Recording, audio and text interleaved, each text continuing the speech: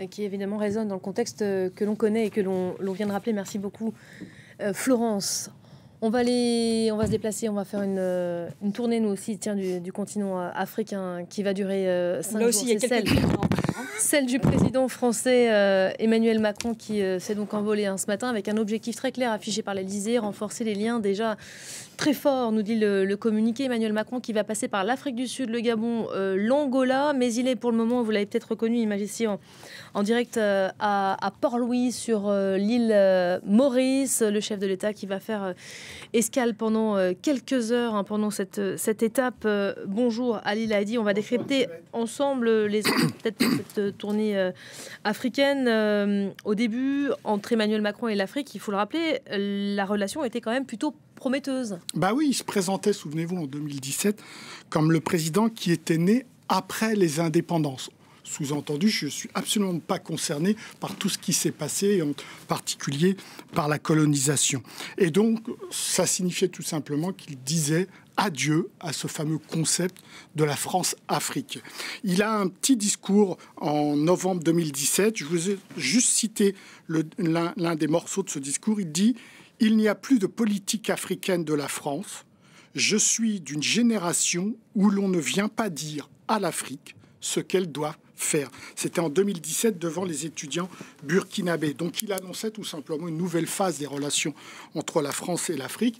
Et pour ça, il a fait près de 40 déplacements dans 26 pays d'Afrique. C'est quasiment un record pour un président français. Et il a insisté, là encore, sur l'histoire, en particulier sur la colonisation, la responsabilité de la France dans la colonisation au Cameroun, en Algérie, le fameux rapport de Benjamin Stora. Lui-même va reconnaître que l'armée française a bien assassiné le professeur, l'instituteur Odin, communiste, etc.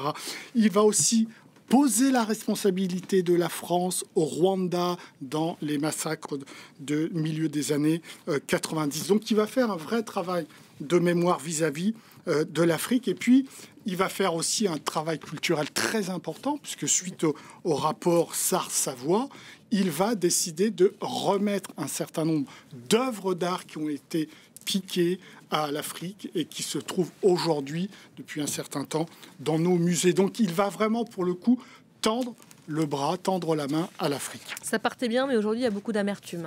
Ah ben oui, forcément, quand on regarde pratiquement 9 ans plus tard, eh ben on a quoi? On a eu des coups d'État à partir de 2021 sur le soi-disant précaré français au Mali, au Burkina Faso, au Niger. On a eu des demandes aussi explicites d'un certain nombre de pays africains, le Sénégal, le Tchad, la Côte d'Ivoire, etc. Demande claire de faire en sorte que l'armée française quittent tout simplement le territoire de leur nation. Donc tout ça va aboutir aussi à des mots peut-être pas très fins de la part du président. Le 6 janvier 2025, il va dire « Je crois que l'on a oublié de nous dire merci. C'est pas grave, ça viendra avec le temps, dit-il. Je le dis à tous les chefs d'État africains qui n'ont pas eu le courage de le porter. Aucun d'entre eux ne serait aujourd'hui avec un pays souverain si l'armée française ne s'était pas déployée dans cette région. » Le président fait référence à toutes les opérations mises en place par l'armée française, notamment l'opération Serval, l'opération Barkhane. Tout ça a quand même abouti à une 60aine de morts de soldats français. Mais ça a été mal interprété par un certain nombre de chefs d'État. Ça a été interprété comme de l'arrogance, comme de la condescendance. Ça a été très vite dénoncé par le président du Tchad et du Sénégal. En fait, le départ de l'armée française de ces pays était annoncé. Ce qu'on peut reprocher à l'Élysée, c'est de ne pas avoir justement préparé ces deux pas et pas avoir fait une victoire de l'armée française dans le sens où on reconnaît en effet la totale indépendance, la totale souveraineté de ces pays et on retire de l'Afrique. C'est du moins ce que dit un rapport qui est assez récent du Sénat du 29 janvier 2025. Ce rapport s'appelle « Voir l'Afrique dans tous ses États évidemment en cap ». Et il parle de l'échec de l'agenda transformationnel du président et il parle d'une approche trop verticale de la part de l'Élysée et souhaite au contraire que d'autres acteurs que le président de la République puissent parler de l'Afrique donc notamment le MAE, le ministère des Affaires étrangères, mais aussi la culture, le sport, Bercy, l'économie, etc., puissent aussi avoir un discours sur l'Afrique. Du coup, le président a modifié son approche ? Oui, et dès le début, je pense qu'il le sentait dès 2017, il s'est dit qu'il ne fallait pas avoir un focus uniquement sur l'Afrique francophone, qu'il fallait aussi regarder de l'autre côté l'Afrique anglophone. C'est pour ça qu'il a multiplié les visites dans ces pays anglophones, en Afrique du Sud, en Angola, etc., au Nigeria, au Ghana. Il se trouve que le pays le plus important pour l'économie française, ça reste quand même le Nigeria, évidemment à cause du pétrole, même si l'Afrique du Nord reste évidemment un partenaire très important de la France.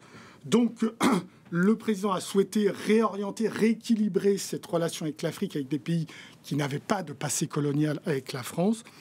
Là encore, le Sénat, dans son approche, dit que c'est une très bonne idée, mais pour autant, il ne faudrait pas oublier l'Afrique francophone. Il faut continuer, dit le Sénat.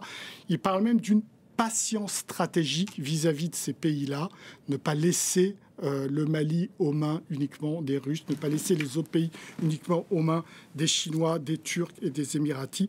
Le Sénat insiste pour que la France reste présente dans ces pays-là. Et le prochain sommet Afrique-France aura lieu au Kenya en 2026. On fera peut-être le point à ce moment-là. Et surtout, on ne peut pas liquider des dizaines, voire des centaines d'années de partenariat, de coopération. On vise l'Afrique anglophone pour des raisons économiques, mais on ne peut pas brocarder l'Afrique francophone en quelques années. On ne peut pas oublier tout un passé, certes colonial, mais pas seulement colonial. Il y a énormément de liens culturels entre la France et l'Afrique, donc c'est bien de regarder. C'est bien de regarder vers les ressources et l'économie, mais on n'enlève pas 100 ou 150 années d'histoire, c'est pas possible. Et c'était la pensée du jour de